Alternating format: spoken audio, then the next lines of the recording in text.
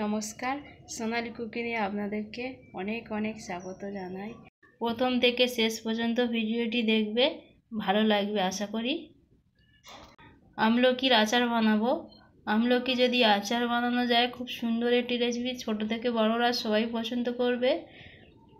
এছাড়া আচার না করেও শুকনো করে যদি রেখে দাও, সংগ্রহ করে রাখো, অনেক দিন থাকবে।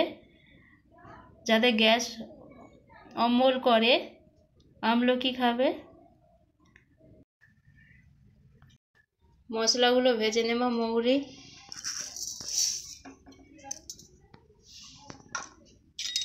হালকা করে ভেজে নেবে, ছোঁয়াটে গরম হলে নামিয়ে নেবে। মৌরির সেন্টটাই আলাদা, খুব সুন্দর সেন্ট। মৌরি ভাজা হয়ে গেছে, নামিয়ে নেব। মৌরিগুলো বেটে নেব।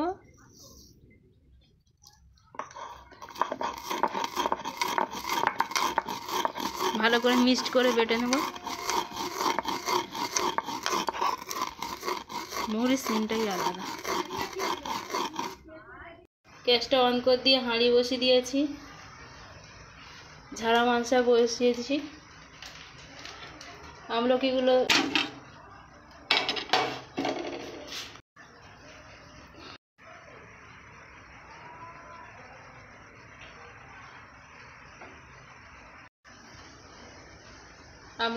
ভাপিয়ে নেব।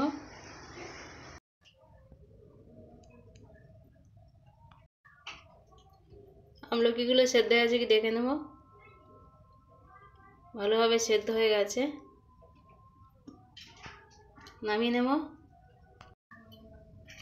প্রথমে হালকা তেল দেব, দেওয়ার পর দুটো লঙ্কা দেব,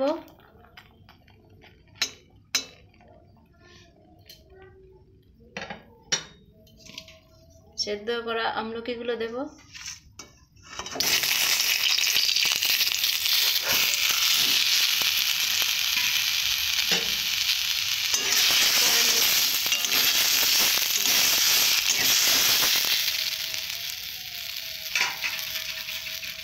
পাঁচ মিনিটের মতো ঢাকা দেব, আবার খুলে নিতে হবে। নেওয়ার পর ফের 5 মিনিটের মতো এইভাবে কষতে থাকতে হবে।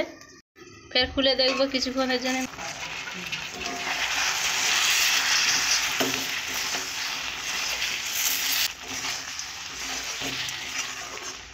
এরপর ফের ঢাকা দেব।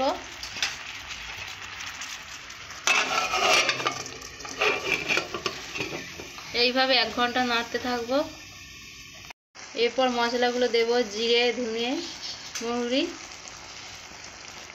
দিয়ে ভালো করে মিক্সড করে নেব।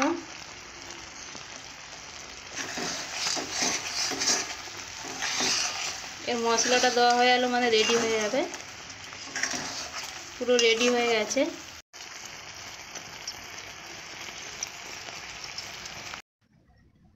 বয়ামে আমি ঢেলে রাখবো।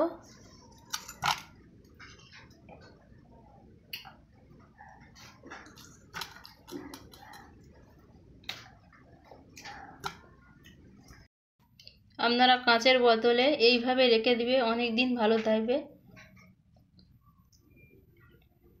তবে ভিনিগার দিলে ভালো হয়। ভিনিগার নাই যদি থাকে, সরষের তেল গরম করে দিলে এবার ভালো থাকবে। এইভাবে বানিয়ে রেখে দিবে, অনেক দিন সংরক্ষণ থাকবে।